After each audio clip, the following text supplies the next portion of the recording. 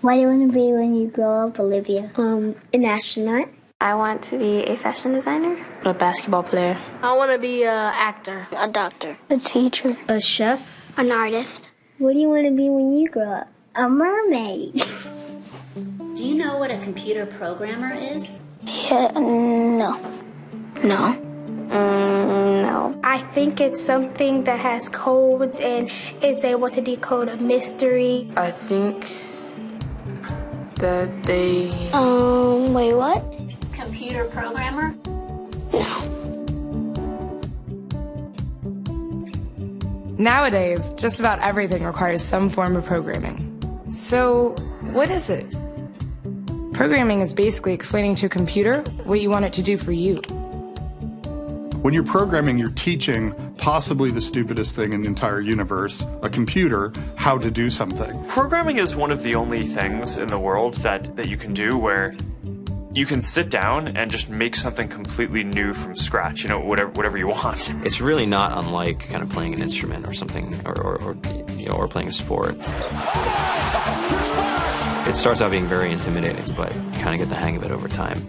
Coding is something that can be learned, and I know it can be intimidating. A lot of things are intimidating, but you know, what isn't? A lot of the coding that people do is actually fairly simple.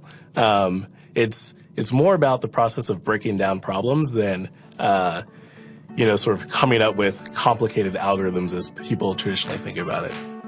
Well, if it's fairly simple, why aren't there more of us doing it? Over the next 10 years, there will be 1.4 million jobs in computer science, and only about 400,000 grads qualified for those jobs. That's a shortage of 1 million people. So, how do you start?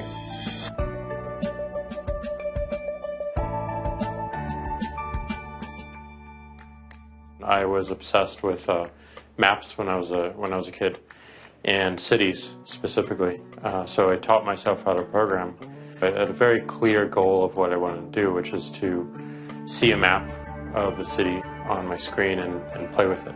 Put things on the map, move things around the map, see what was happening in the city, how it worked, how it lived, how it breathed.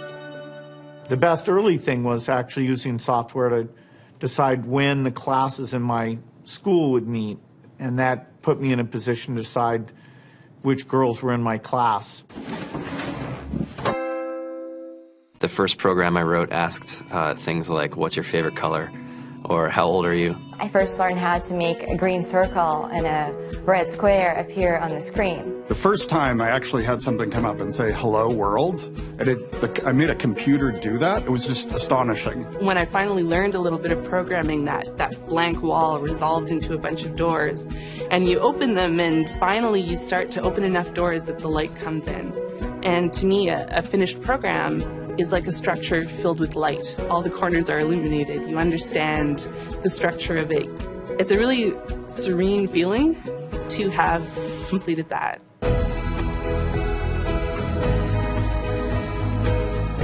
All great things are built in teams when you collaborate with other smart people. You're testing your ideas, you're stimulating each other. That's what makes us successful. It's not some flash of brilliance by somebody who then codes 24 hours a day for 3 weeks. It's what happened. The magic happens when we're all on the same page, collaborating and building something together. There's a much greater need in the world for engineers and people who can write code than there will ever be supply. And so we all live these very charmed lives. I went on the Bureau of Labor Statistics for the United States, and there's about a third of the pie that's all the things you would expect. It's, they're working in the government, they're working in typical technology jobs. But then, like, the rest of the pie, it was the majority of the pie, just split down into these little teeny slices of every industry imaginable. And what it is, computers are everywhere. You want to work in agriculture?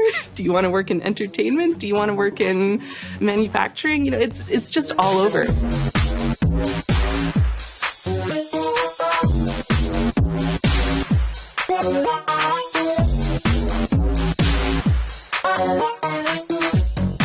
Here we are, 2013.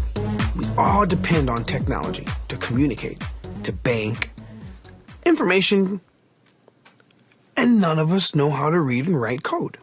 When I was in school, I was in this after-school group called the Whiz Kids. And when people found out, they laughed at me and, all these things. And I'm like, man, I don't care. I think it's cool. And, I'm learning a lot. And some of my friends have jobs. It's important for these kids. It should be mandatory to be a citizen on this planet, to read and write code. I just think you have to start small, right? And I think that's one of the biggest misconceptions about computer science and programming overall is that you have to learn this big body of information before you can do anything. You don't have to be a genius to know how to code. You need to be determined. Addition, subtraction, that's about it. You should probably know your multiplication tables. You don't have to be a genius to code. Do you have to be a genius to read? Do you have to be a genius to do math? No. No. I think if someone had told me that software is really about humanity, that it's really about helping people by using computer technology, it would have changed my outlook a lot earlier. Whether you're trying to make a lot of money or whether you just want to change the world, computer programming is an incredibly empowering skill to learn. To be able to actually come up with an idea and then see it in your hands and then be able to press a button and have it be in millions of people's hands. I think we're the first generation in the world that's really ever had that kind of experience. The programmers of tomorrow are the wizards of the future. You're going to look like you have magic powers compared to everybody else. I think it's amazing. I think it's the closest thing we have to a superpower. Great coders are today's rock stars. That's it.